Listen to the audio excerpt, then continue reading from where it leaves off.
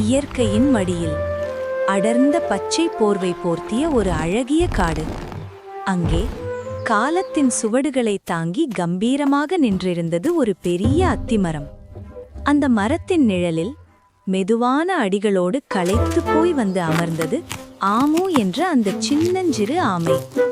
மேலே பறவைகள் பழத்தை கொத்தி மகிழ்வதை பார்த்தபோது ஆமுவின் வயிற்று பசி இன்னும் அதிகமானது. பறவைகள் சொன்னது, இந்த பழம் புளிப்பா இருந்தாலும் நல்லாத்தான் இருக்குடி. ஆனால் ஆமுவோ நிலத்தை பார்த்தது. ஒரு காய் கூட கீழே விழவில்லை. எனக்கும் ஒரு காய் கூட கிடைக்காதா என்று அந்த மரம் முழுக்க ஏமாற்றத்துடன் சுற்றி வந்தது. ஆமு வருத்தமாக கேட்டது, மரமே, நீ இவ்வளவு பெரிய மரம், எனக்கும் ஒரு காய் கூட கொடுக்க மாட்டியே. அப்போதுதான் அந்த மரம் கண் திறந்தது. ஒரு ஞானியைப் போல மென்மையாக பேசியது. ஏன் தம்பி, என்னை ஏன் இப்படி சுத்திக்கிட்டே இருக்க? ஆமு அழுது கொண்டே சொன்னது, எனக்கு உயரமா வளர தெரியாது, பறக்க சிறகுகளும் கிடையாது, என்னால மேல வர முடியாதுன்னு உனக்கு தெரியும்ல? அத்திமரம் சிரித்துக்கொண்டே சொன்னது, தம்பி ஆமு, உனக்கு பொறுமையின் பெருமை தெரியுமா? முயற்சி செய்பவர்களுக்கு தேவையானது காத்திருக்கும் குணம். நீ இங்கேயே இரு, உனக்கான பரிசு காத்திருக்கிறது. நாட்கள் நகர்ந்தன.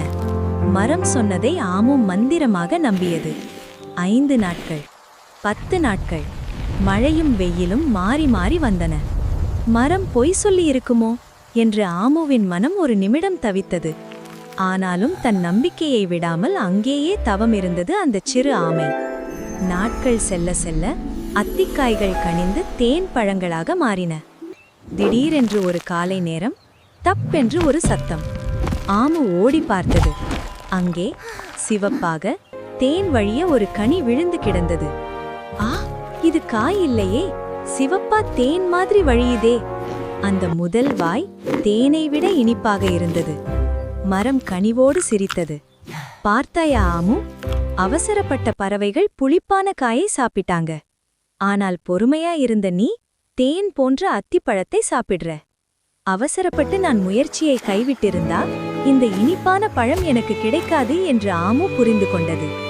பார்த்தீர்களா நண்பர்களே, வாழ்க்கையில் முயற்சி எவ்வளவு முக்கியமோ அதைவிட முக்கியம் சரியான நேரத்திற்காக காத்திருக்கும் பொறுமை.